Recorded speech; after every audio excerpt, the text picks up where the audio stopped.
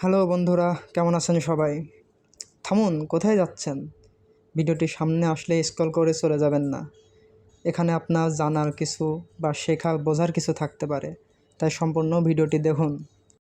আজকে আপনাদের মাঝে কিছু নিরাপত্তা বিষয়ক সেফটি টিপস শেয়ার করব। 1 নাম্বার, হেলমেট মাথায় থাকলে জীবন নিরাপদ থাকবে। 2 নাম্বার, সুরক্ষা মানেই সচেতনতা, অবহেলা মানেই বিপদ।